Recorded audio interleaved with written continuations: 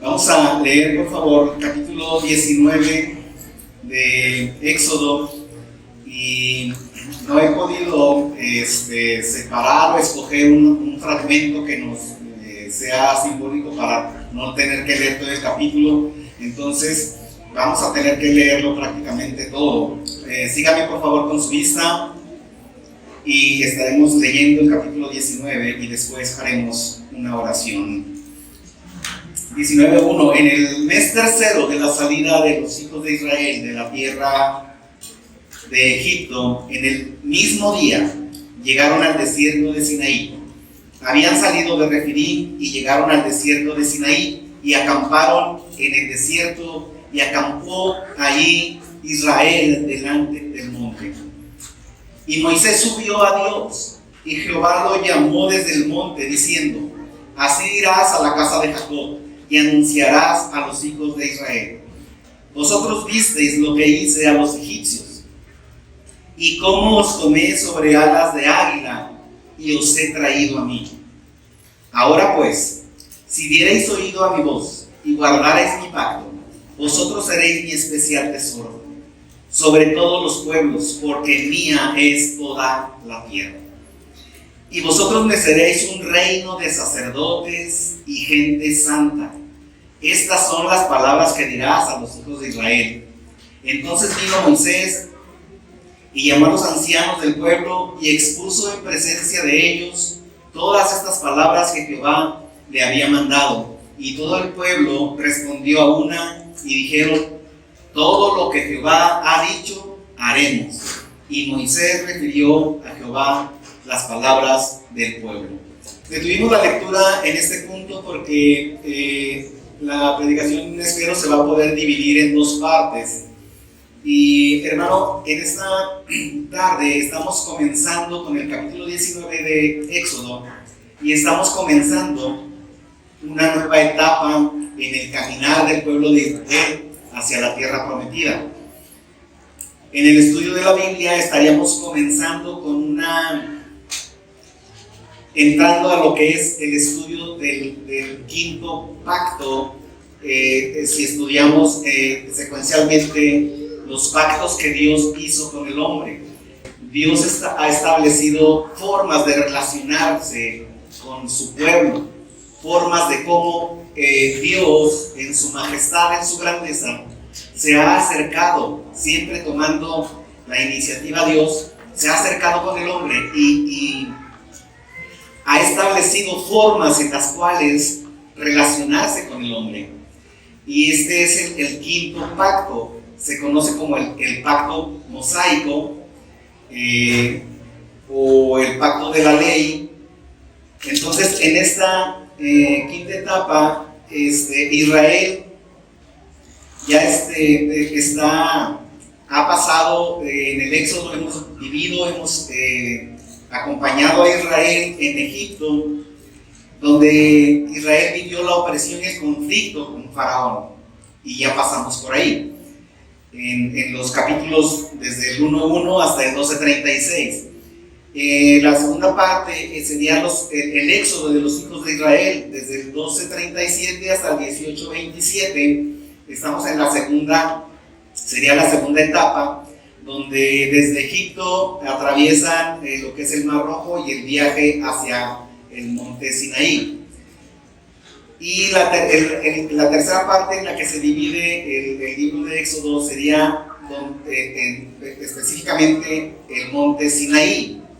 Y ahí es donde se establece la tercera y última parte del estudio de Éxodo, y abarca desde lo que es el 19:1, que es donde vamos a comenzar el día de hoy, hasta el capítulo 40 y verso 38, que es el final del libro de Éxodo. Y aquí en Sinaí vamos a estar estudiando, hermano, y entramos en una etapa tan importante, pero también tan apasionante, tan emotiva, trascendente, para que usted disponga su corazón para ser instruido por la palabra de Dios. Muchas de las cosas que usted probablemente ha tenido alguna duda, el Señor aclarará en lo que vamos a ir estudiando. Y aquí en este punto, en la tercera parte, vamos a estudiar lo que es la ley. El día de hoy no vamos a entrar de lleno a la ley, pero vamos a tener un acercamiento a lo que es la ley. En sí, el capítulo propiamente de la ley comienza en el siguiente capítulo, que es el capítulo 20. Y además de la ley, también el otro hecho determinante, importante, será la construcción de lo que es el tabernáculo. Usted y yo sabemos lo que para el pueblo de Israel significó el tabernáculo, la edificación, la construcción del tabernáculo de reunión, que es el lugar donde Dios estableció, Dios mandó de qué manera se construyera ese tabernáculo, porque ahí es donde iba a estar la presencia manifiesta de Dios.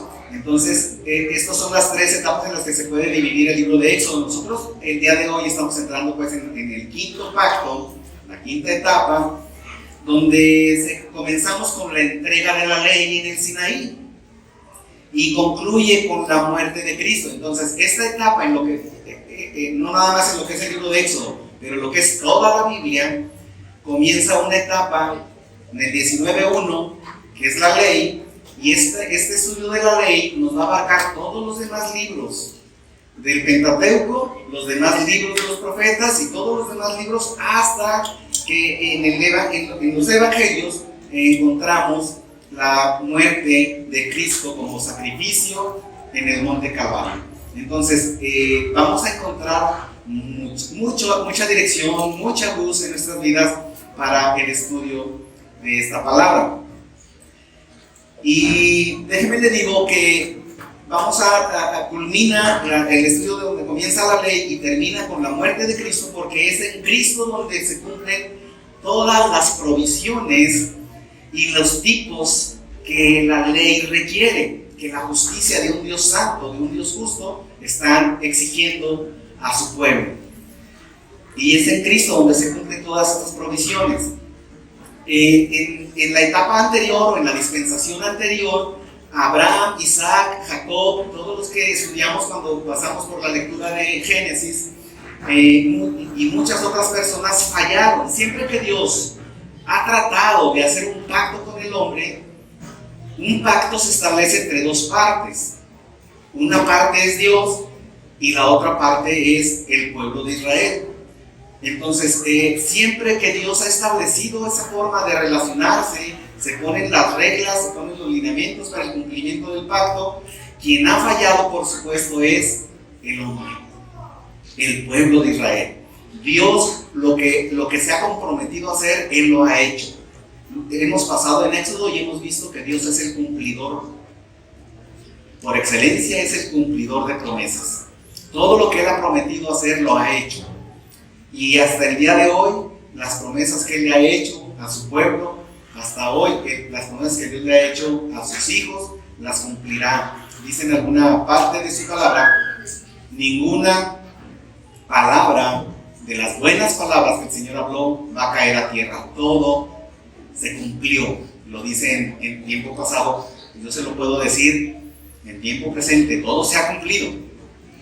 Pero se lo puedo decir también en tiempo futuro, y todo lo que el Señor ha hablado, de las buenas palabras que Dios ha hablado, todo se cumplirá.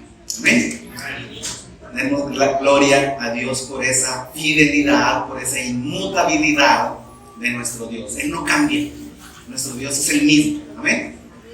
Ayer, hoy y por los siglos. Entonces, todos estos personajes con los que Dios estableció esos pactos fallaron en las pruebas de fe, en la obediencia por las que el hombre tenía que ser responsable. Todos fallaron, y así podemos leer de cada uno de ellos con los que Dios estableció ese pacto. Todos fallaron, ninguno pudo cumplir su parte. Vemos también, y lo vamos a ver con más detenimiento en el transcurso del estudio del capítulo 19 y los demás capítulos que vamos a estar estudiando las próximas semanas, que Dios proveyó. Es Dios proveyendo lo que era necesario. y Dios proveyó un libertador para el pueblo de Israel. Si bien es cierto que ellos fueron llevados, el pueblo de Israel fue llevado a Egipto, también es cierto que Dios había prometido sacarlos, rescatarlos de ahí, lo cual en efecto hizo a través de un libertador. Ese libertador, como usted ya lo sabrá, es Moisés. Pero también Dios proveyó de un sacrificio, no solamente un libertador, no solamente su promesa, sino junto con el libertador proveyó también de un sacrificio. Y entonces ahí tenemos la celebración de la Pascua, que era Dios proveyendo, pero Dios instruyendo y Dios marcando de qué manera es que iba a ser rescatado el pueblo de Israel del país de Egipto, del opresor Faraón, y dándonos también a entender de qué manera es como se iba a satisfacer la justicia de un Dios santo, la justicia de un juez justo, sin que su justicia y sin que su santidad se vieran comprometidas. Porque podemos decir a alguien de manera ligera, bueno, si Él es Dios, ¿qué le costaba solamente con decir, te perdono todos tus pecados? Borrón y cuenta nueva. Y los platos rotos, pues los perdonamos y nadie los paga. Hermano, no. Porque si Dios lo hiciera de esa manera, su justicia y su santidad se verían afectadas. Por supuesto que Dios, siendo Dios, el Dios eterno, creador de los cielos y de la tierra, no iba a proceder de esa manera. Había una justicia y una santidad que tenían que ser guardadas. Y cuando Él estableció que la paga del pecado es muerte, y cuando Él dijo a nuestros primeros padres que el día que ellos tomaran del árbol que se les dio la orden que no comieran, entonces ese día morirían. Y eso ocurrió en realidad. Eso fue lo que en efecto ocurrió. Y Adán y Eva murieron, y junto con ellos, hermano, todas las generaciones después de ellos. De modo que, como dice la misma palabra, hablando del apóstol Pablo, en el libro de Romanos, dice, por tanto como el pecado entró en el mundo por un hombre, ¿quién? Adán, así la muerte pasó a todos los hombres por cuanto todos pecaron, describiendo así las consecuencias de la caída. Ese fue el juicio de Dios para todos ellos con los que Dios estaba estableciendo esos pactos. Entonces Dios proveyó un cordero, dando a entender de muchas maneras, lo dice nuevamente Hebreos 1:1, Dios habiendo hablado muchas veces y de muchas maneras a nuestros padres por los profetas, en estos postreros días nos está hablando por medio de su Hijo Jesucristo, a quien estableció como su Hijo, como heredero de todas las cosas, ¿verdad? Entonces nos ha hablado y nos está hablando a través de Jesucristo. Proveyó entonces un libertador, proveyó un sacrificio, el cordero de la Pascua, pero también proveyó de un poder milagroso para sacar a los israelitas de Egipto. Y entonces vino juicio sobre Israel, como usted y yo ya hemos estudiado, los juicios sobre Egipto, la liberación y ese mar rojo que se tragó, literalmente se tragó a el ejército de Egipto, el ejército de Faraón. Y me llama la atención una frase que nos menciona la palabra y dice que el pueblo de Israel vio los cadáveres de los egipcios a la orilla del mar. Así, ellos lo pudieron ver. Entonces, estaremos estudiando y les sirva también lo siguiente para el estudio del siguiente capítulo, del capítulo 20 de la ley, para que usted entienda y recuerde que la ley que vamos a estudiar es muy clara en varios aspectos. En 5 puntos, la ley que vamos a estudiar en los siguientes capítulos es muy clara. Número 1, es muy clara al evidenciarnos y al enseñarnos acerca de la magnífica santidad de Dios. Y eso lo vamos a estar estudiando en el capítulo 19, versículos del 10 hasta el 25. Va a ser muy clara el estudio de la ley en la extrema, enseñarnos, en mostrarnos, en enseñarnos, en demostrarnos la extrema escúchalo bien, pecaminosidad, la extrema pecaminosidad del hombre. Lo hemos estudiado a través de títulos como la depravación humana, ¿sí? La depravación total del ser humano, y aquí lo vamos a entender, de modo que nos enseña que el hombre es pecador por naturaleza, y por tanto, como es pecador, por tanto, por cuanto todos pecaron, están, ¿qué dice Romanos? Destituidos de la gloria, de la gracia de Dios, están destituidos. Y número 3, nos va a enseñar con gran claridad la necesidad, la imprescindible necesidad de obediencia. La necesidad de obediencia. Y esto lo vemos con más claridad a través del estudio de todos estos capítulos que vamos a estar estudiando.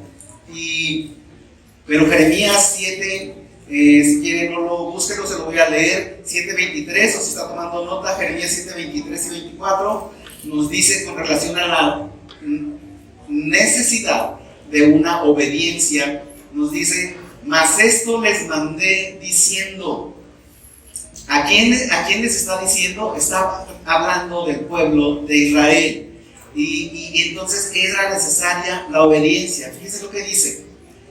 Si nos vamos desde el 22 y si nos vamos desde el 21, y usted lea por favor los siguientes versículos antes de la lectura que le estoy marcando, porque es tan claro lo que el Señor nos dice con relación a que Él espera, pero no nada más espera y no nada más sugiere, Él exige una obediencia.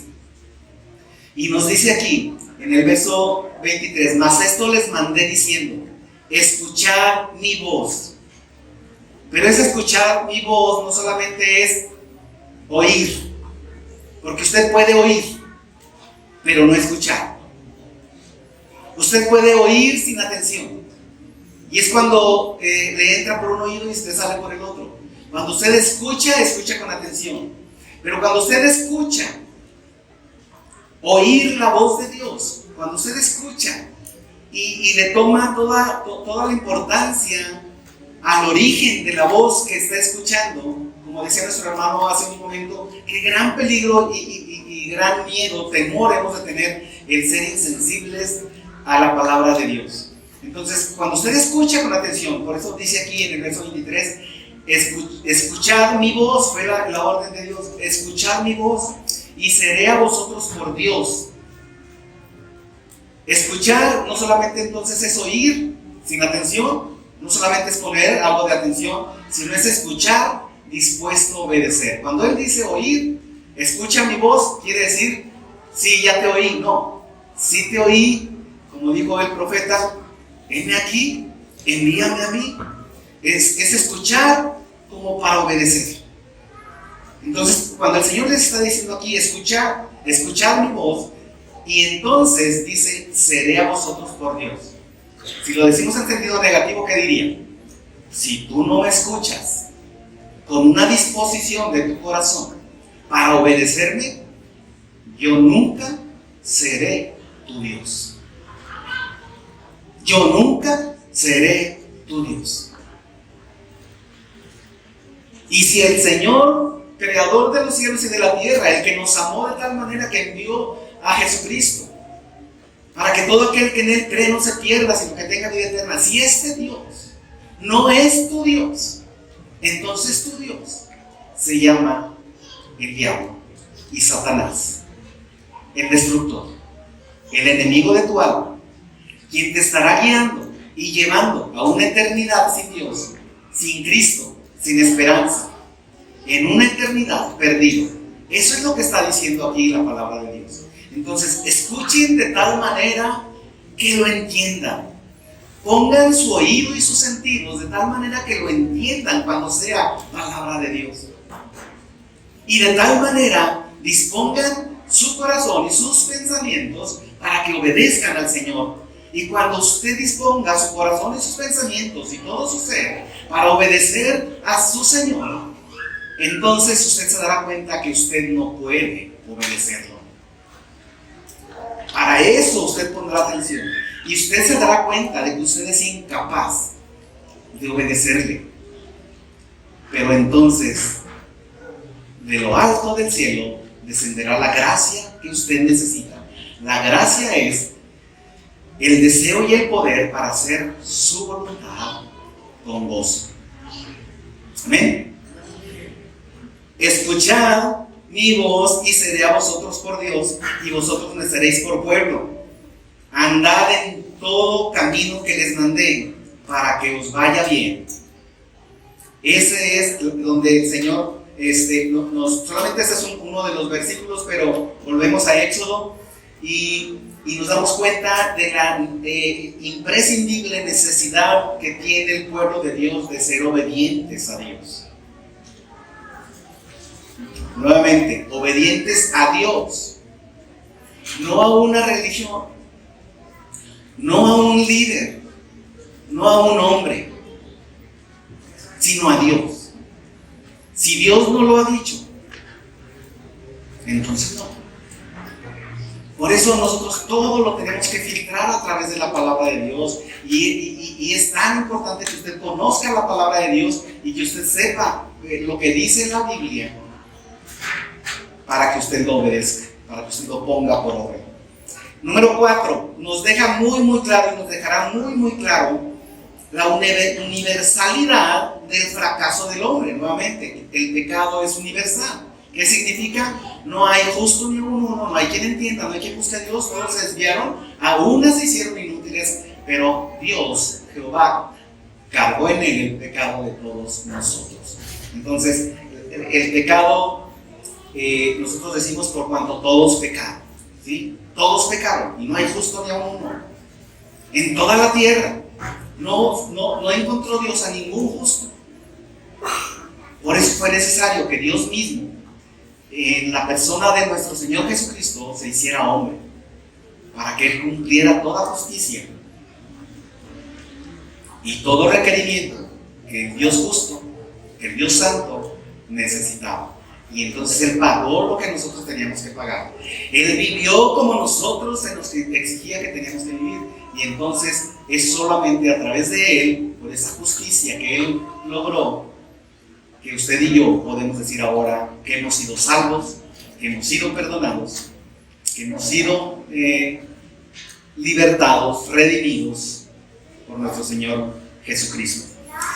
Y número 5, nos quedará muy claro cuando estudiemos estos capítulos la maravilla de la gracia de Dios al proveer de una manera especial, acercarnos a Él, llevarnos a su presencia a través de su palabra. Esto es el número 5, esa maravillosa gracia que el Señor nos da a través de Jesucristo para acercar al hombre a Dios. Y por medio de la sangre de sacrificios, y esa sangre de sacrificios que vamos a empezar a estudiar, cómo fue que Dios la empezó a indicar, dio la instrucción para que cuando un hombre pecara, tomara un sacrificio, tomara un cordero de su rebaño, el mejor cordero que tuviera, que tenía que cumplir algunas características, y lo llevara al sacerdote, y entonces el sacerdote oraba y el pecado del hombre pasaba al cordero, y entonces el cordero era sacrificado y derramada su sangre, y enseñándonos de esa manera que si no había la muerte, no había perdón de pecados. Enseñándonos pues que la paga del pecado es muerte.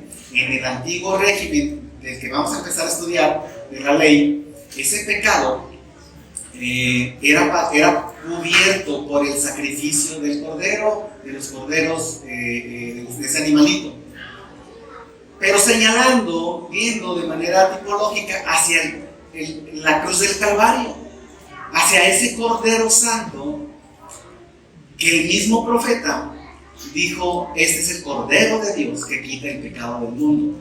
Toda esta serie que vamos a estudiar de los sacrificios son sacrificios sustitutivos, porque en vez de morir el hombre, moría el animalito. Y en vez de morir el hombre, moría el animalito. Y volvió a pecar el hombre y volvió a llevar otro cordero. Primeramente, las primeras veces arrepentido de su pecado, ciertamente, pero después de mucho tiempo, el hombre ya lo hizo de manera religiosa. ¿Qué hacía el hombre? Pecaba y agarraba el cordero y lo llevaba a sacrificar. Y luego volvía a pecar al día siguiente, ya ni siquiera se arrepentía de sus pecados, pero religiosamente tomaba otro cordero y lo llevaba a sacrificar. Y lo hizo de tal manera, tan religiosamente, tan externo, tan lleno de tradición, de costumbre, ya estaba acostumbrado a hacer el mal y pensaba que con el sacrificio, no, lo que el Señor quería era un arrepentimiento. Ese arrepentimiento no llegaba y entonces esos sacrificios llegaron a ser delante de Dios motivo de náusea. El Señor llegó a aborrecer de tal manera esos sacrificios que dice la palabra de Dios en Isaías, en el primer capítulo: tus sacrificios, tus lunas nuevas, tus días de reposo, todo lo que haces que yo te mandé que hicieras, pero como lo haces de manera religiosa, sin arrepentimiento, sin una devoción real, sin una conciencia de quién es aquel que te lo está pidiendo, entonces me das asco. Las vomitaré, dice el Señor. Las tiene hastiadas mi alma. Ya no quiero más sacrificio, lo que quiero es un corazón arrepentido. Y entonces estaremos viendo que ese cordero que se ofrecía en el Antiguo Testamento servía para cubrir el pecado. Ponga atención en esta palabra, porque el próximo domingo se estará abordando este término: cubrir el pecado. Y los pecados del Antiguo Testamento no eran perdonados, eran cubiertos. ¿Hasta cuándo? ¿Que no fueron perdonados? No, sí fueron perdonados, pero hasta que Cristo murió en la cruz. Ahí es donde fueron perdonados. En el Antiguo Testamento, los que pecaban y merecían la muerte y no murieron porque obedecieron para el sacrificio de un animalito, ese sacrificio sustituto de un animalito cubría los pecados. ¿Hasta cuándo? Hasta que Cristo murió en la cruz del Calvario. Ahí es donde sus pecados y los míos, y donde los pecados de la iglesia, quienes conformaban la iglesia y que ni cuenta se dieron que ellos conformaban parte de la iglesia en el Antiguo Testamento, sus pecados fueron perdonados. Gracias a Dios por su gracia infinita. Entonces, eso es lo que estaremos estudiando en el día de hoy y los próximos capítulos del Éxodo. Quiero que este estudio del capítulo 19 se llame ¿a cuál monte te acercarás? ¿Sinaí o el Calvario? ¿Al monte Sinaí o al monte Calvario? Y estaremos, con la ayuda de Dios, estudiando lo que significa el monte Sinaí, pero también que Dios nos permita ir hasta Hebreos y estar mostrando un contraste entre el Sinaí y el monte Calvario, entre aquellos que se acercaron al monte Sinaí, pero aquellos que también nos hemos acercado al monte Calvario. Y entonces acabamos de leer en el capítulo 19 de Éxodo, dice en el verso 3 que Moisés subió a Dios y Jehová lo llamó desde el monte. Y ahí es donde Dios le da el primer mensaje de Jehová Dios hacia Israel. Y le dijo a Moisés en el verso 3 del capítulo 19, le dijo a Moisés: así dirás a la casa de Jacob y anunciarás a los hijos de Israel. Dios dándole palabra a Moisés para que Moisés a su vez vaya al pueblo de Israel y le comunique, le anuncie estas palabras. Este mensaje le dice que es necesario que él vaya y la proclame, la anuncie, les manifieste, les explique las palabras que él escuchó en el monte de boca de Dios. Entonces tenemos ahí la imagen muy vívida, muy clara, hermano. Yo espero que en su pensamiento, en su mente, usted pueda imaginar la escena: el Dios infinito hablando a un hombre con la instrucción clara de que ese hombre fuera y repitiera esas palabras al pueblo a quien iban dirigidas. Ahí está la primera función de un profeta, que es escuchar la voz de Dios y anunciarla hacia el pueblo de Dios. Y entonces le está diciendo que les hable. ¿Y cómo se dirige Dios al pueblo de Israel? Primero les dice que les anuncie a la casa de Jacob.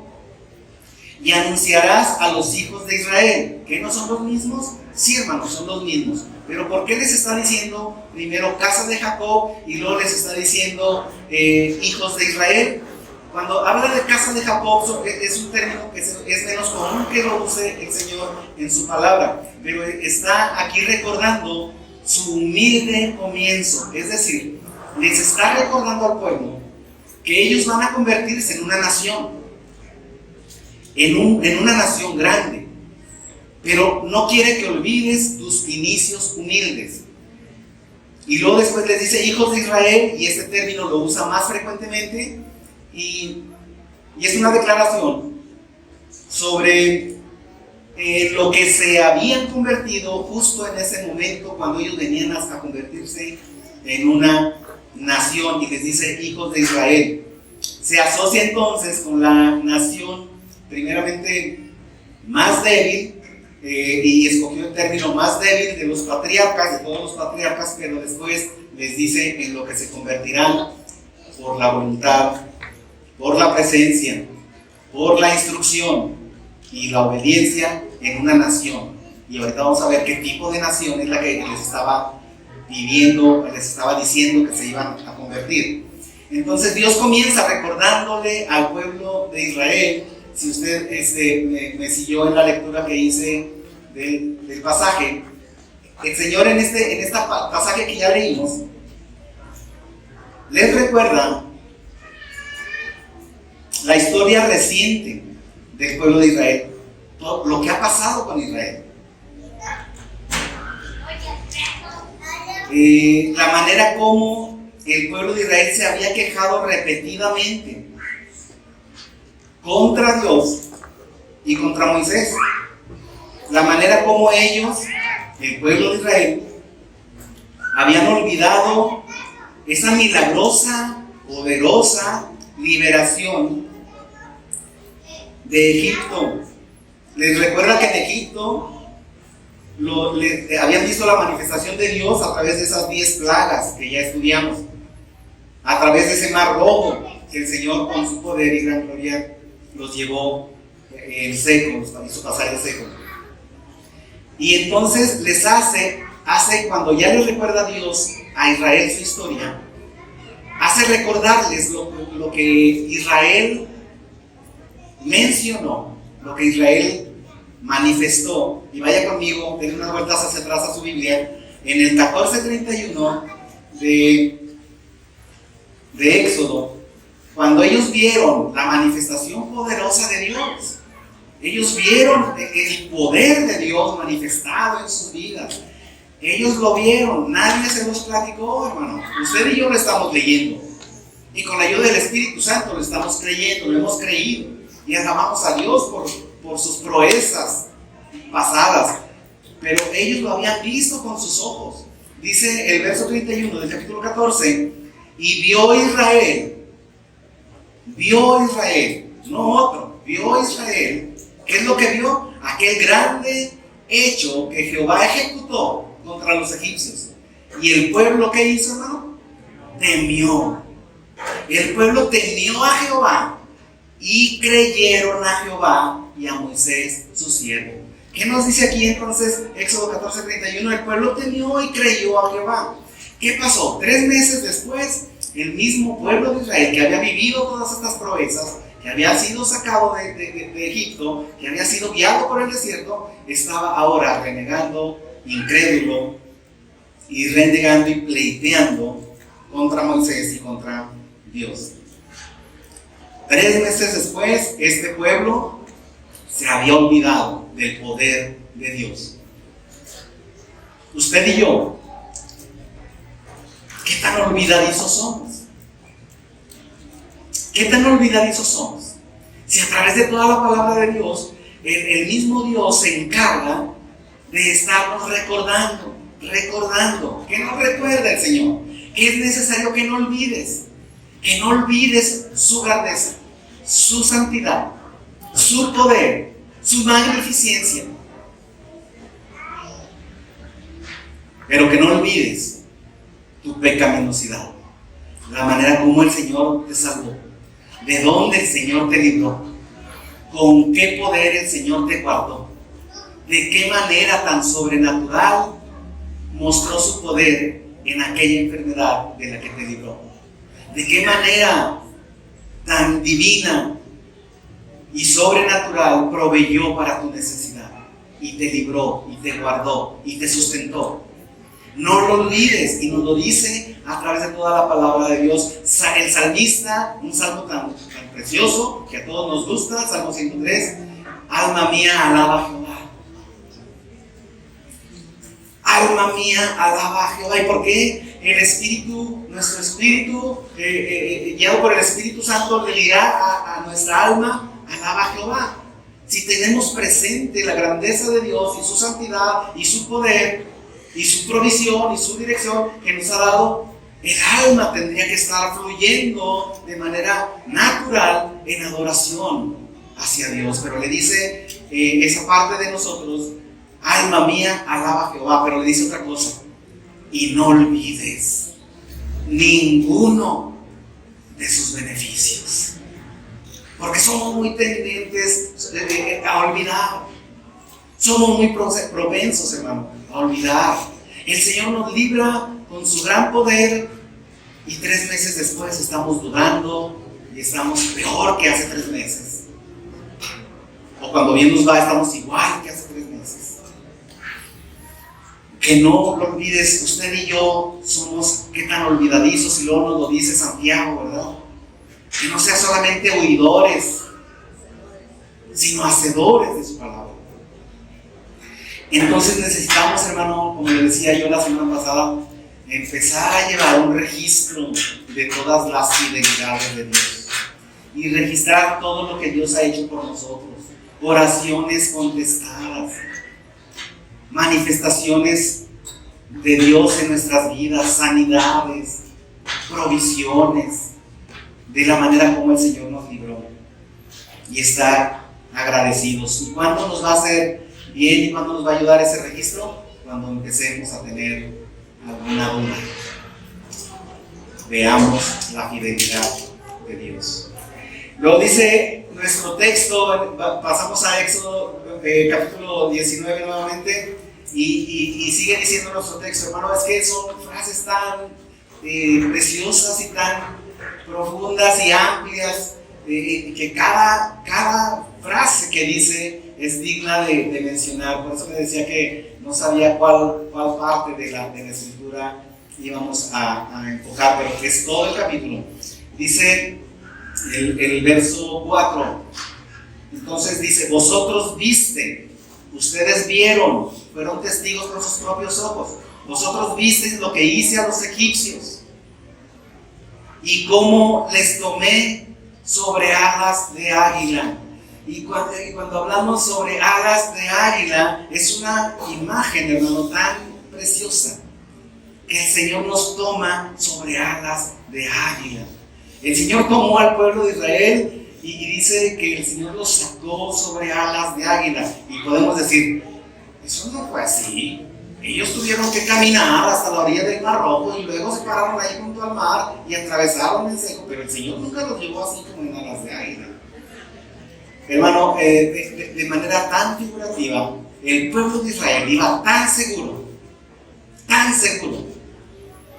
que es como si fueran sobre alas de águila.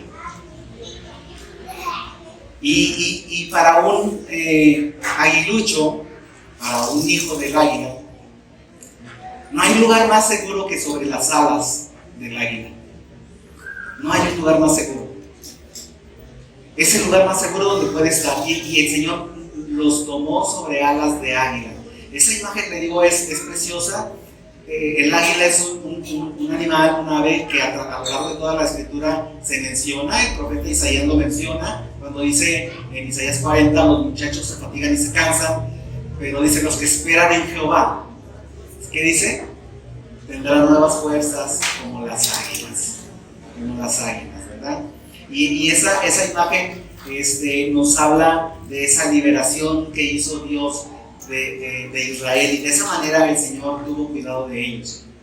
Es la misma manera como el Señor nos salva a nosotros, y ese sería el mismo versículo, podríamos llamarle incluso un versículo paralelo, cuando el Señor nos dice en Juan 10: el Señor, mi Padre que me los dio, es mayor que todos, y nadie los arrebatará de la mano de mi Padre. Ahí están las armas de Águila, nadie los va a arrebatar. Estaba tan seguro Israel como usted y yo ahora estamos seguros en las manos de nuestro Señor y Salvador Jesucristo.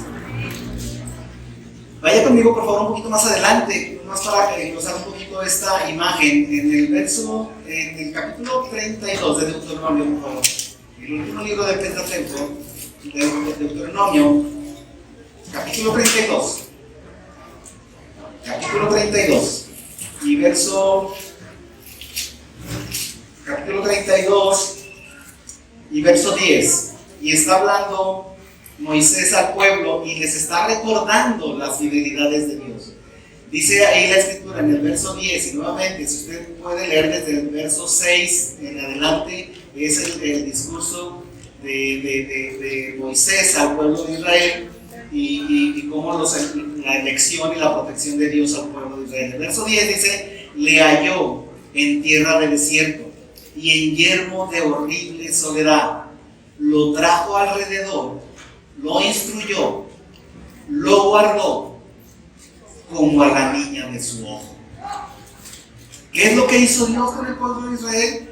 Lo encontró en tierra del desierto, lo trajo alrededor, es decir, Dios, la presencia de Dios rodeando al pueblo de Israel. Lo instruyó, y luego dice: lo guardó. ¿Cómo lo guardó? ¿De manera descuidada? No. Dice aquí la palabra de Dios que lo guardó como la niña de sus ojos. De esa manera tan especial, el Señor guardó al pueblo de Israel. Y todo lo que el Señor, todo lo que usted escuche que mencionamos, que el Señor hizo con el pueblo de Israel, es lo mismo que nuestro Dios, el mismo Dios omnipotente, ha hecho y está dispuesto a hacer por usted y por mí. ¿Amén? Entonces vemos el amor, el cuidado que Dios tuvo para con Israel. Ahí está Moisés recordándoles nuevamente al pueblo de Israel. Ahora vuelva conmigo a Éxodo 19, otra frase, nuevamente. Una frase que nos instruye con relación a la salvación que Él nos ha dado. Dice: ¿cómo los comió sobre alas de águila? Y el último párrafo de la última parte del verso 4 dice: y os he traído a mí. Hermano, si usted se ha fijado muy bien, nuestra función, nuestra labor, nuestro papel en los términos de la salvación es nada. ¿Qué es lo que le tocó hacer a usted para ser salvo? Nada. La salvación comienza y termina con Dios. El profeta lo dice: la salvación es de Jehová. La salvación es del Señor. Lo único que pudimos nosotros aportar para nuestra salvación fue nuestro pecado. Entonces aquí el Señor dice todo lo que yo hice por ti. Hice esto, te atraje, te cargué, te llevé de manera segura, te rodeé con mi cuidado, te alimenté, te sostuve, te dirigí, pero luego dice: te traje a mí. Y nuevamente, no puede usted recordar un versículo en el Nuevo Testamento que hable de que es Dios trayendo al pecador hacia Él. Dice la Escritura: yo soy el camino y la verdad y la vida, y nadie viene al Padre si no es por mí. El Señor le da a Jesucristo lo toma a usted, lo perdona, le perdona sus pecados, y luego lo puede acercar y dirigir hacia el Padre.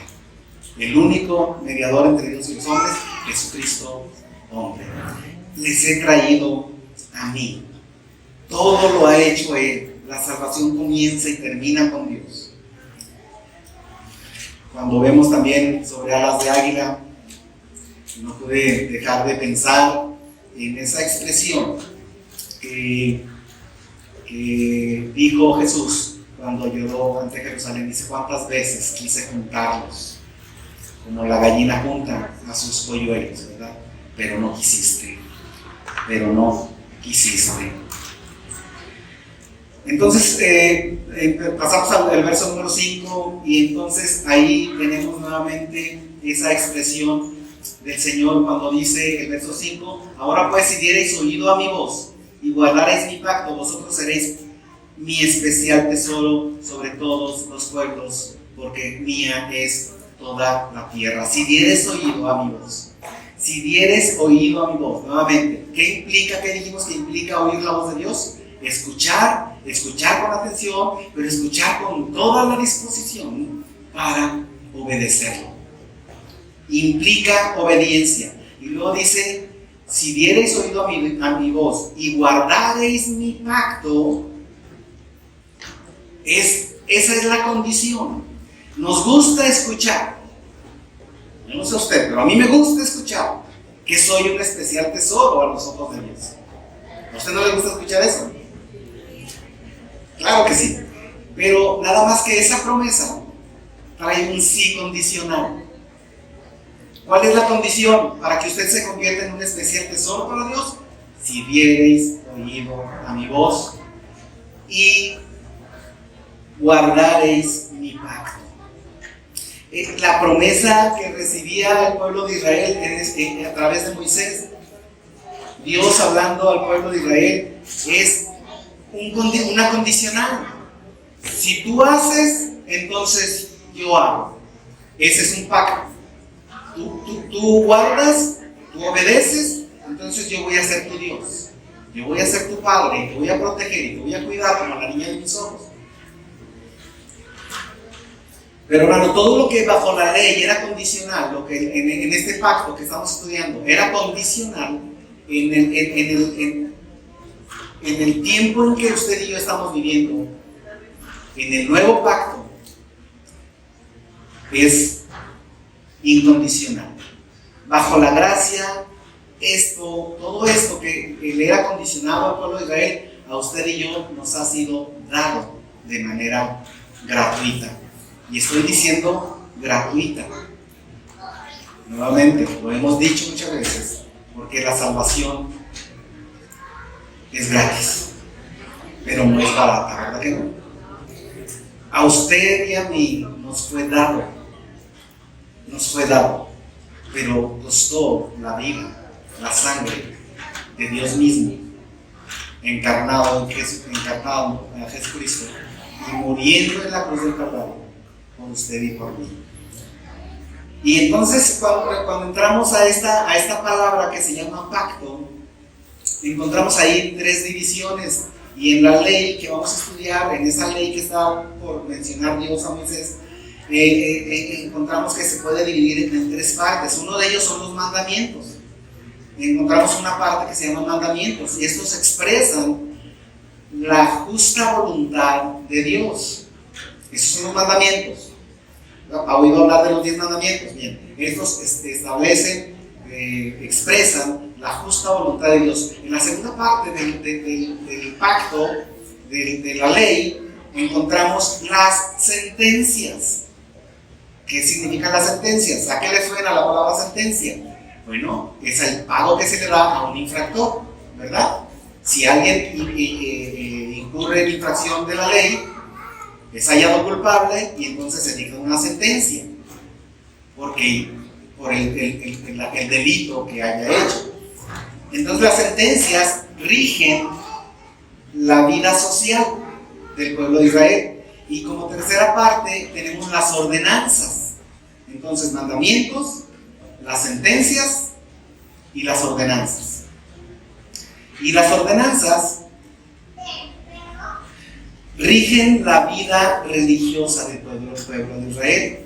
Todo esto conforma la ley, así como usted y yo leemos luego ley en el Nuevo Testamento, a esto se refiere, ¿sí? A estos tres apartados. Los mandamientos establecen un ministerio de condenación, y ahorita vamos a entender por qué un ministerio de condenación, y entonces un ministerio también de muerte, porque a través de la ley todos los seres humanos somos hallados ¿qué? Culpables.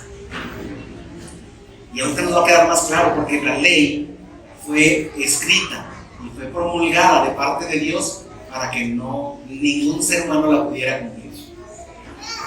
Cuando alguien se acerca y estudia los 10 mandamientos y dice, yo sí los voy a cumplir, acaba de empezar una lucha infructuosa de salvarse por sus propias justicias, pero que además es una ofensa para Dios nuestro Señor. Es una ofensa. Y el final de esa persona que se esfuerce en sus propias justicias, en su propio esfuerzo, a cumplir con la ley, será desechado de la presencia de Dios. Porque la ley no fue hecha para cumplirse, sino para enseñarle al hombre que no puede cumplirla. Y cuando se dé cuenta de que no puede cumplirla, que por más esfuerzo que haga no la puede cumplir, entonces se presente a Dios y le diga, estoy perdido, soy muerto, soy el peor de los pecadores, como dijo Pablo, merezco el infierno, no puedo alcanzar esa santidad y esa justicia de Dios. Y entonces cuando se presente el pecador consciente de su impotencia, entonces la gracia de Dios viene y Dios extiende entonces su mano poderosa y lo toma y lo saca y lo limpia de pecado y le da una vida nueva y le muestra el camino donde debe andar y lo hace su hijo y lo salva. Es así como el Señor ha establecido el salvar al hombre, no a través del cumplimiento de la ley, de los mandamientos, de las ordenanzas, sino a través de reconocer que en mis fuerzas yo no voy a poder salvarme, que yo no puedo cumplir con los mandamientos. Hermano, aquí en la iglesia, aquí con usted y conmigo, no hay personas sin pecado, somos puros pecadores. Y déjeme le digo, de los peores. De los peores.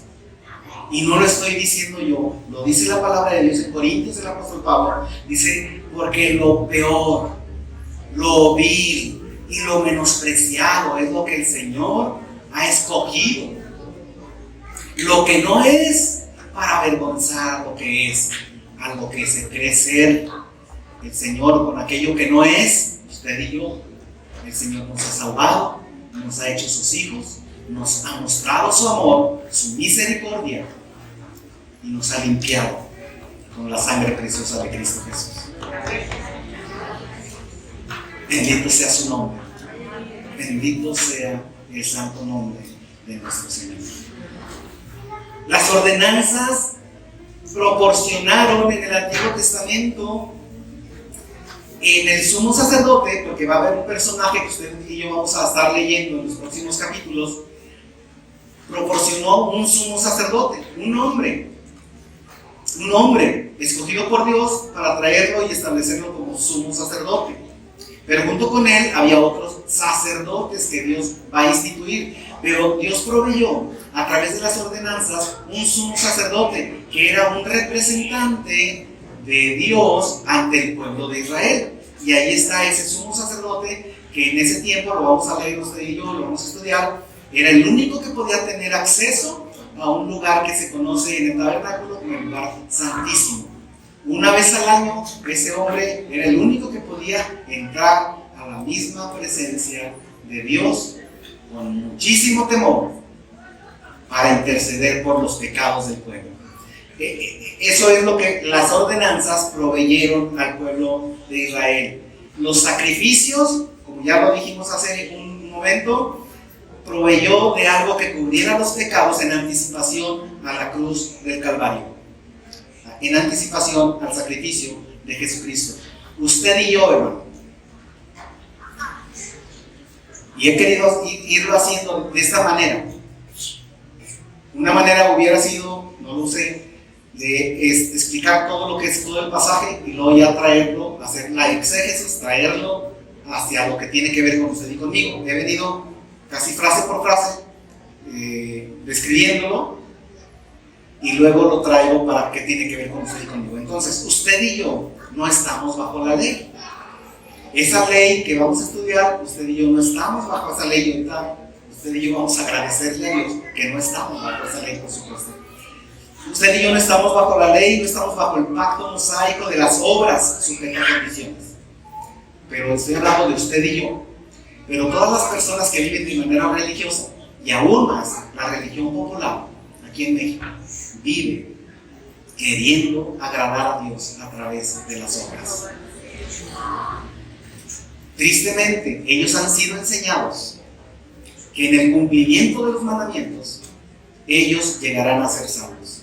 Lo hemos explicado, ningún ser humano será justificado por las obras. O es por fe y por gracia y por la sangre de Jesús, o ningún ser humano será salvo. Solamente es en la sangre de Cristo, solamente es por la gracia del Señor, y solamente es por el perdón de pecados que usted y yo podemos ser salvos como el Señor nos ha salvado. Porque por gracia sois salvos, dice Efesios 2, 8 y 9. Porque por gracia sois salvos por medio de la fe. Si no es por fe, si no es por gracia y si no es por sangre de Cristo, nadie puede ser salvo.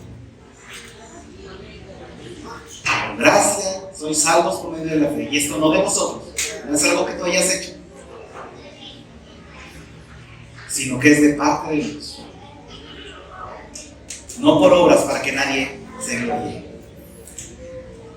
Estamos usted y yo en ese nuevo pacto. Cuando usted ve en la Biblia, Antiguo Testamento y Nuevo Testamento, una forma de decir testamento es una forma de decir pacto. El antiguo pacto, usted y yo estamos en el nuevo pacto. ¿Qué dijimos que era un pacto? La manera como Dios se relaciona con su pueblo, con sus hijos. Y Él establece las condiciones, la manera en que Él se relaciona con nosotros. Usted y yo estamos en ese nuevo pacto, bendito sea el nombre de nuestro Señor. Y luego volvemos a Éxodo capítulo 19 y nos dice entonces ahí que ustedes me serán un especial tesoro. Nuevamente otra frase y otra vez, es una promesa condicional. Nos encanta que nos digan que somos el especial tesoro de Dios, pero es una promesa condicional. Sí, entonces, sí, entonces sí, ¿verdad? Si lo cumples, entonces yo estoy dispuesto a hacer la parte que me corresponde. Pero si tú no lo cumples, entonces no lo voy a cumplir. Eso es el antiguo pacto. ¿Sí? Lamentablemente, como lo vamos a estudiar en la historia del pueblo de Israel, no cumplió con esa condición. Y lo vamos a estar viendo vez tras vez. No olvidemos entonces, de todos modos, hermano, abundando en esto, que Dios siempre ha tenido y tendrá un remanente. ¿Qué significa remanente? Un pequeño rebaño del pueblo de Israel. Aunque la mayoría no se agradó a Dios, Dios guarda un remanente, un grupo pequeño que va a ser salvo, que sí sea obediente, que sí se relacione con Dios de la manera como Dios lo ha establecido. Ese remanente se cumplirá a través de todos los tiempos y sabremos que Dios guardará su fidelidad hasta el fin. Esta bendición, hermano, de ser un tesoro a los ojos de Dios, una bendición incalculable de ser un especial tesoro, pero está condicionada por la obediencia. Y Moisés enfatiza de manera repetitiva que el pueblo es un pueblo especial. Le recuerda vez tras vez, Moisés, ustedes son especiales, ustedes son un pueblo especial. Les recuerda vez tras vez porque era necesario que el pueblo tuviera presente que son algo especial a los ojos de Dios. El pueblo necesitaba, y usted y yo necesitamos, tener presente y ser conscientes de quiénes somos. ¿Quién soy yo? Si yo se lo digo en mis términos naturales, yo no soy nada. Y menos que lo que es, dice Isaías. ¿Quiénes somos? Pero en Cristo, ¿quiénes somos? ¿Quién es usted en Cristo? ¿Quién soy yo en Cristo? No debemos olvidarlo. Número 2, ¿a quién pertenecemos? Nos dice la palabra de Dios en los Salmos. Pablo nos lo recuerda en Corintios. Porque tú no te perteneces a ti mismo. Tú fuiste comprado. ¿Con precio de qué? De sangre. De modo que tus cuerpos no te pertenecen. Tú no eres tuyo. No te perteneces. Fuiste comprado por precio de sangre. Pueblo suyo somos todos. Y ovejas de su prado. Somos de Él. Le pertenecemos a Él. Mis ovejas oyen mi voz. ¿Las ovejas de quién? Las ovejas del Señor. ¿Por qué son del Señor? Porque Él las compró. La iglesia del Señor, la cual Él compró por su propia sangre. Hechos. Le pertenecemos a Él. Entonces, ¿quiénes somos? En Cristo. ¿A quién le pertenecemos? Tenemos un dueño, tenemos un padre. Y luego, ¿a quién estamos destinados? ¿O cuál es nuestro destino eterno? No lo olviden. 3 cosas te voy a pedir que no olviden. ¿Quién es usted? Sin Cristo. ¿Quién es en Cristo? ¿A quién le pertenece? Antes le pertenecía al diablo, dice Efesios 2. Éramos por naturaleza hijos de ira, lo mismo que los demás. Pero gracias a Dios que Él, por su misericordia, por su gran amor con que nos amó, nos salvó. No por obras de justicia, dice Tito, que nosotros hubiéramos hecho, sino por su misericordia. Entonces, ¿a quién le pertenecemos? ¿Y cuál es nuestro destino? 3 cosas que no olviden en esta tarde. El Señor nos llamó, nos trajo hacia Él, nos guardó y nos dio propósito para esta vida. Usted y yo estamos aquí con un propósito. Nuestra hermana lo comentaba hace un rato, seguir predicando el Evangelio. Y tenemos todo lo que hagamos, sea predicar, sea visitar, sea sanar, sea alentar, sea ayudar, todo tiene que ser hecho ¿cómo? Para la gloria de Dios. Ese es el propósito que tenemos, propósito eterno, hermano. ¿Sí? Invierta su tiempo, su dinero y su esfuerzo en las cosas que agradan a Dios, en lo que glorifique a Dios. Si usted hace algo que le quita el tiempo y no glorifica a Dios, no lo haga, no sea necio, no lo haga. Si usted está invirtiendo tiempo, dinero y esfuerzo en cosas que no aprovechan, dice el profeta Isaías, en cosas que no sacian, en cosas que no son eternas, no lo hagas. Invierte, esfuérzate, avanza en las cosas eternas. No dejes de contemplar las cosas eternas, las que están arriba, de donde también esperamos a nuestro Salvador.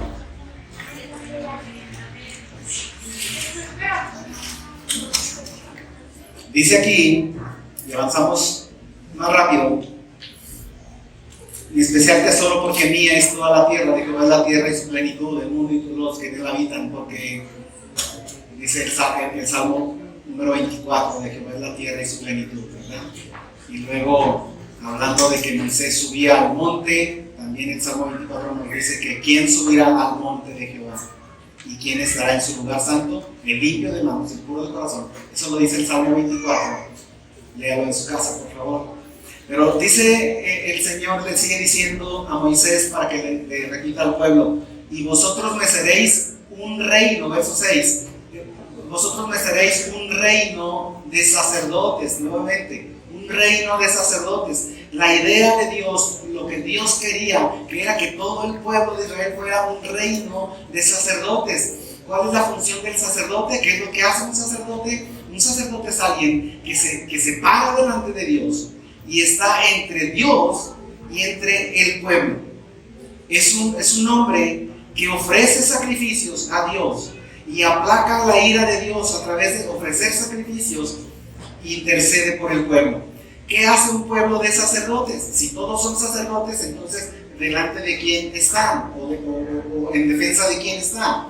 Bien, usted y yo en el Nuevo Testamento somos llamados también reyes y sacerdotes. Real sacerdocio, nación santa, y ahorita vamos a abundar un poquito más en eso, si el tiempo nos alcanza, pero usted como padre de familia es un sacerdote y su papel y su función es presentarse delante de Dios para interceder por su familia. Pero encontramos que hay hombres, y tristemente hombres cristianos, que en vez de cumplir una función como sacerdotes se presentan ante Dios, pero para acusar a aquellos por quienes debería estar intercediendo, están acusando. Y entonces le dicen a Dios, esta familia que me diste, esta mujer que me diste, es que estos hijos que me diste, y entonces empiezan a acusar a su familia, a quien debieran estar intercediendo por ellos. Ese es el sacerdocio que el Señor nos llama a hacer en este nuevo pacto en el que nos encontramos. Y entonces Dios establece aquí esos dos propósitos que tiene para con Israel: un reino de sacerdotes y un pueblo de gente santa. El pueblo era llamado a ser santo. No nada más el sumo sacerdote, no nada más los sacerdotes, pero todo el pueblo tenía que ser santo. ¿Qué es lo que nos dice ahora el Señor a nosotros, su iglesia, los redimidos?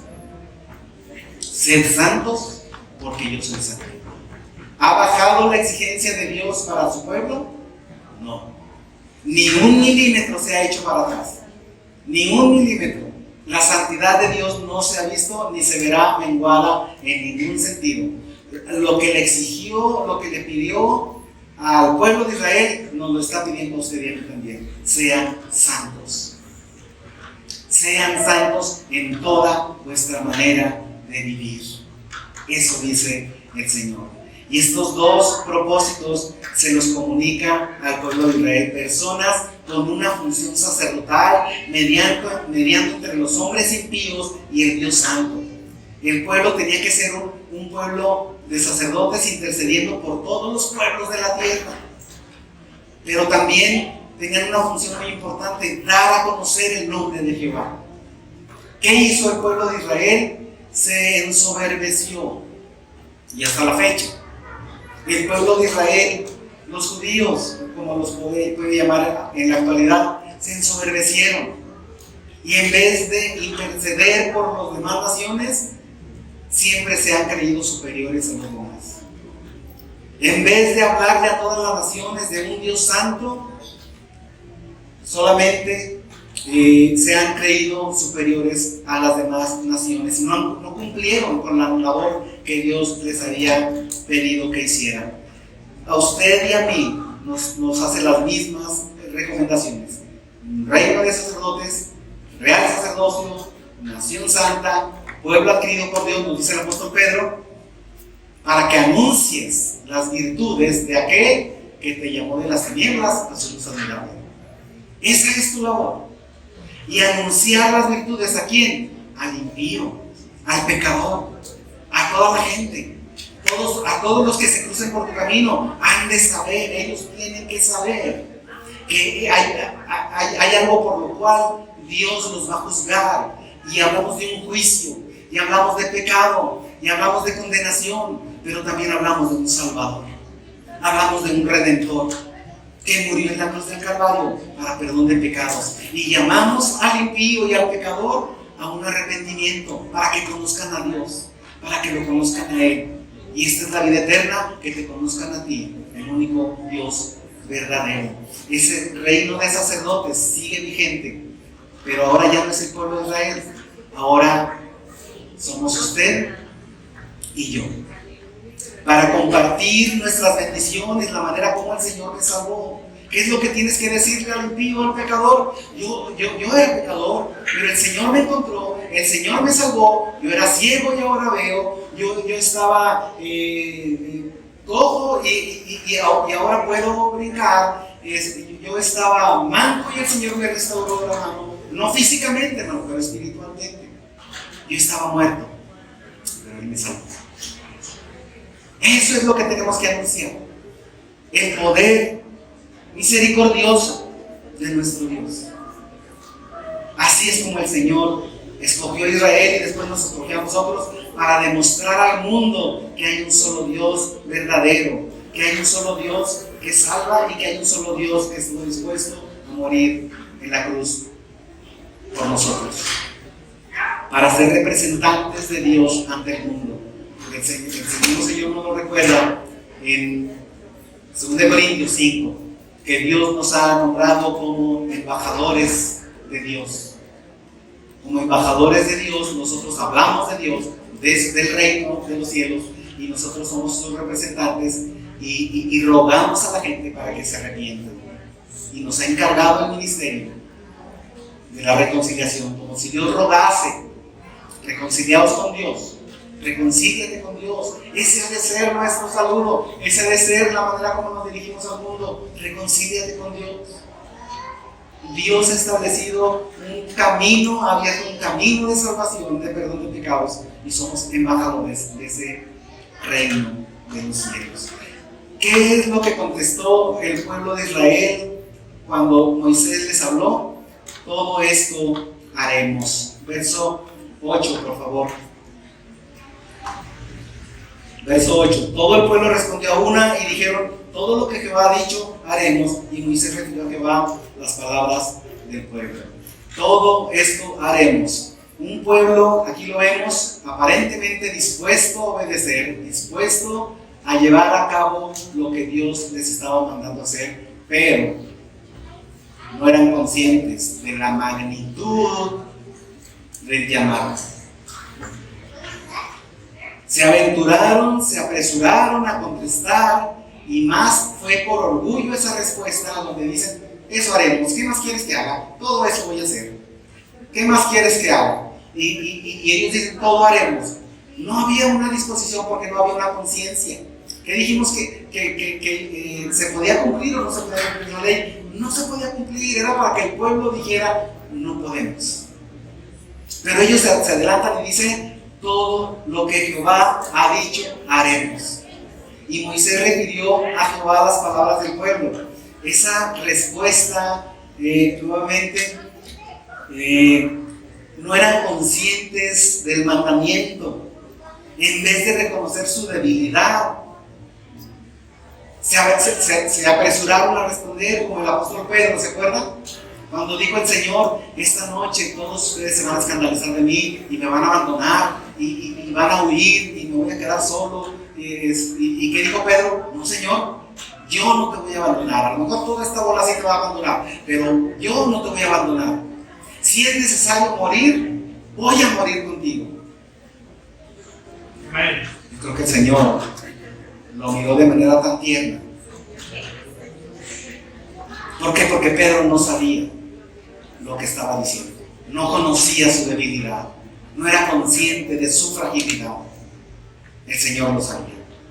Entonces el pueblo igual contesta: todo lo vamos a hacer. No saben lo que están diciendo. Entonces, hermanos, no seamos como ese pueblo, seamos conscientes de nuestra debilidad. Decía aquel hombre, San Agustín: Señor, pídeme lo que quieras, pero dame aquello que me estás pidiendo. Pídeme que haga todo lo que quieras, pero tú dame las fuerzas. Dame el deseo y el poder para hacerlo. Porque si esperas que salga de mí, no puedo hacerlo. Pero el Señor te pide que hagas algo y el mismo Señor te provee de su gracia para que Él produzca en ti, como dice el apóstol Pablo, el querer como el hacer, por su buena voluntad. El pueblo se adelantó a decir: todo lo cumpliremos, todo lo haremos. El Señor dice: engañoso es el corazón y perverso, más que todas las cosas. ¿Quién lo conocerá? El Señor no responde, y verso 9 comienza este pasaje describiendo físicamente cómo era ese monte donde Jehová Dios se iba a manifestar. Dice: aquí yo vengo a ti en una nube espesa, para que el pueblo oiga mientras yo hablo. Dios quería que el pueblo oyera, dice, para que el pueblo oiga mientras yo hablo contigo, y también para que te crean para siempre. Y Moisés refirió estas palabras al pueblo. Y Jehová dijo a Moisés: ve al pueblo y santifícalos hoy y mañana, y laven sus vestidos y estén preparados para el día tercero, porque el tercer día Jehová descenderá a ojos de todo el pueblo sobre el monte Sinaí, y señalarás término al pueblo en derredor, diciendo: guardaos, no subáis al monte, ni toquéis sus límites. Cualquiera que tocar el monte de seguro morirá. No lo tocará mano, porque será apedreado, asaeteado, sea animal o sea hombre, no vivirá. Cuando suene largamente la bocina, subirán al monte. Y descendió Moisés el monte al pueblo, y santificó al pueblo, y lavaron sus vestidos. Y Dios le dijo a Moisés: ve y diles que se santifiquen. Hermano, cuando usted va a recibir una palabra de parte de Dios, usted tiene que estar santificado, usted tiene que estar preparado. El pueblo de Israel se preparó. El pueblo de Israel se preparó, se santificó, le dijo que no toquen mujer, que se santifiquen, que laven sus vestiduras, porque al tercer día voy a descender. Hermano, usted no tiene que perder de vista que cuando usted viene a este lugar, usted viene a la presencia de Dios, y su preparación para estar en este lugar no ha de ser a partir de las 10 de la mañana, porque el culto comienza a las 11:30. Su corazón tiene que estar preparado desde días antes, toda la semana. Usted se va a presentar, usted se presenta, usted vive delante de Dios. Cuando usted dobla su rodilla, cuando usted inclina su rostro para orar, se presenta delante de Dios. Y cuando usted se presenta a orar, usted habla a Dios, pero Dios le responde. Usted ha de tener una actitud de santificación, de purificación. Somos llamados a vivir de esa manera porque vivimos diariamente, por si no lo sabía, en presencia de Dios. Usted no viene a la presencia de Dios a partir de que entra de esa puerta para acá, ya está en la presencia de Dios. No, hermano, quítese ya esa idea religiosa de la religión popular, donde le llaman que es la casa de Dios. Pórtate bien porque es la casa de Dios. Aquí no digas malas palabras porque es casa de Dios. No fumes porque es casa de Dios. No, usted vive en la presencia de Dios. Por eso le pedían al pueblo, y el pueblo lo hizo. Se santificó, se purificó, se preparó, y Dios estableció un límite. Él dijo: hasta aquí pueden llegar, y no atraviesen ese límite, porque cualquiera que intente pasarlo va a morir, porque nadie puede presentarse delante de Dios y seguir viviendo. Está Moisés advirtiéndole al pueblo para que lo haga, y ahí es donde quiero resaltar de qué manera el Señor está manifestando su santidad, su pureza. No cualquiera puede acercarse, y le dice: establece límites. No quiero que haya mucho daño en el pueblo, que los sacerdotes lleguen hasta ese límite. Solo vas a subir tú y Aarón hasta casa donde yo estoy, y yo voy a hablarte a ti, y tú vas a bajar y hablarle al pueblo. Entonces, ese es el monte Sinaí. Y dice aquí que estés preparados. Y aconteció que al tercer día, cuando vino la mañana, vinieron truenos. Y escuche cómo se manifestó la presencia de Dios en ese lugar físicamente. Dice ahí que vinieron truenos, relámpagos y espesa nube sobre el monte, y sonido de bocina muy fuerte, y se estremeció todo el pueblo que estaba en el campamento. Se estremeció no quiere decir: ay, se pusieron a temblar. No, hermano, cuando dice aquí que se estremeció, es un temblor de magnitud 8.5 o 9 o 10 en la escala de Richter. Se estremecen, tiembla, hay un temblor enorme, el pueblo está temblando, está temeroso. ¿Y qué tan temeroso no estaría que después nos dice, nos va a decir en Hebreos, que le rogaron a Moisés que ya no hable, Mejor el que te hable a ti y tú nos hablas a nosotros, porque es tan grande la presencia de Dios y es tan temible estar en su presencia. Dice que estamos muertos. Esa era la conciencia de su fragilidad ante la grandeza y el poder y la santidad de ese Dios. Ellos rogaron que no se les hablara. Ese es el monte Sinaí, donde el pueblo fue llamado a obedecer mandamientos, a obedecer para poder cumplir con la justicia y la santidad de Dios, pero que no iba a poder cumplir. Y entonces el resultado de acercarse al monte Sinaí es condenación y es muerte. Es condenación y es muerte. Pero vaya conmigo a Hebreos, y ahí vamos a estar terminando en los siguientes 1 minuto y medio. Hebreos capítulo 12. Hebreos capítulo 12.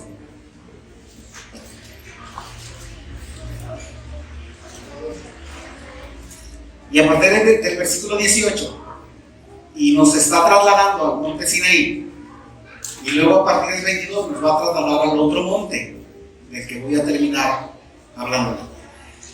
Verso 18. Porque no os habéis acercado, le está hablando a la iglesia, le está hablando a usted, le está hablando a mí.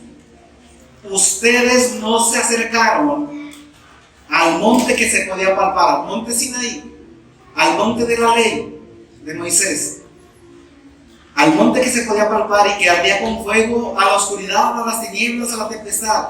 Ustedes no se acercaron al sonido de la trompeta, ustedes no se acercaron a la voz que hablaba, la cual cuando la oyeron rogaron que no se les hablase más, porque no podían soportar lo que se ordenaba.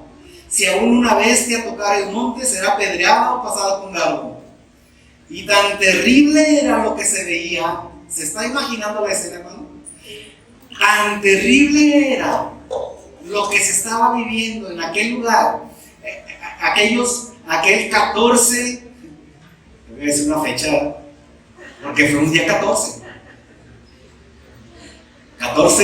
de julio. No se la cree, ¿verdad? 14 de julio, allá en el monte Sinaí.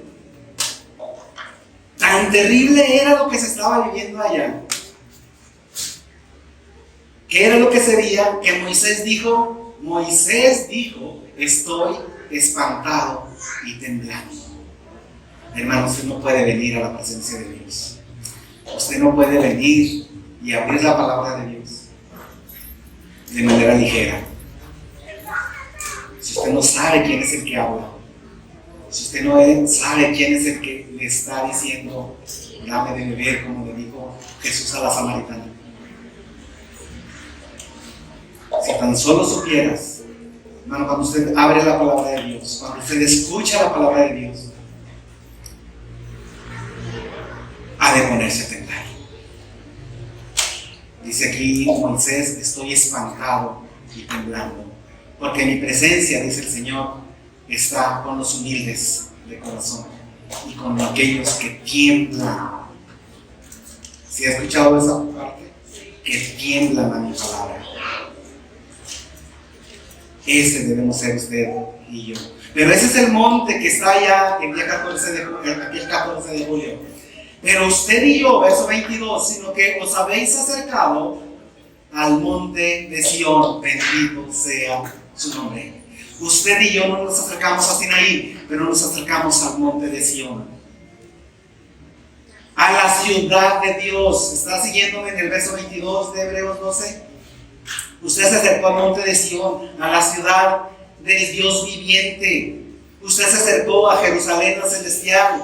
Usted se acercó a la compañía de muchos millares de ángeles. Hermano, usted vive en compañía de muchos millares, no solamente de millares, de muchos millares de ángeles. Es ahí a donde usted y yo, por la sangre de Jesús, por ese camino que el Señor abrió, por su sangre, nos hemos acercado, por la gracia de Dios. 9:23, a la congregación de los primogénitos que están inscritos, ¿dónde? En los cielos. Usted se acercó a la iglesia. A la iglesia. Esos primogénitos que están inscritos en los cielos están conforman la iglesia. ¿Esta iglesia, hermano? No, tristemente le voy a decir, no, esta iglesia local. pero hay una iglesia universal. Todos los que en cualquier otra parte del mundo, a partir desde la creación hasta hoy, han aceptado a Cristo como su Señor y Salvador y han sido perdonados sus pecados, conformamos la iglesia universal. Todos aquellos que han resistido el Evangelio, que han rechazado el Evangelio, que siguen viviendo, pensando que van a ser salvos por las obras de la ley, por cumplir los mandamientos, no están conformando la iglesia. Iglesia local, iglesia universal, iglesia visible, esta que estamos viendo aquí, iglesia invisible, la que está en todo el mundo, que han sido perdonados sus pecados por la sangre de Jesús. Usted se acercó a esa congregación de los primogénitos que están inscritos, nos habla de alguien que está escribiendo su nombre, y dice la Escritura en Apocalipsis que va a ser abierto un libro, y todo aquel que se haya inscrito en el libro de la vida fue salvo, pero dice el que no se haya inscrito en el libro de la vida fue lanzado al lago de fuego. Esta es la muerte segunda, ese es el día de la condenación. Pues hay un libro y hay alguien que está inscribiendo nombres de personas santas. Usted se acercó a esa congregación de los primogénitos. Usted se acercó al Dios, el juez de todos. Usted se acercó a los espíritus de los justos hechos perfectos. Usted se acercó a Jesús, el mediador del nuevo pacto. Nos habla de un antiguo pacto, nos habla de un nuevo pacto. Antiguo pacto, el cumplimiento de la ley para poder ser salvos. ¿Quién se salvó? Nadie. Por las obras de la ley. Porque por las obras de la ley ningún ser humano será justificado. Nuevo pacto. ¿Quién cumplió con todas las obediencias y con todas las justicias y con todos los requerimientos santos de Dios? Nadie, pero hubo uno, el Cordero de Dios, que cumplió toda justicia, toda obediencia, todo requisito de ese Dios santo lo cumplió Jesús, y su justicia fue puesta en mí. Entonces, no es que yo haya cumplido con todas las ordenanzas de la ley, Cristo las cumplió por mí. Entonces vivo porque Él vive. Vivo porque Él me salvó. ¿Hay algo bueno en mí? No, ya dijimos que somos de lo peor, lo menospreciado. A Él nos hemos acercado, a Jesús. Dice el 24, el mediador del nuevo pacto, y a la sangre rociada, que habla mejor que la de Abel. Nos hemos acercado a Dios. No por méritos propios, no confiando en obras de justicia que hayamos hecho, sino confiando en la justicia de aquel que murió en la cruz del Calvario en mi lugar. Vamos a orar.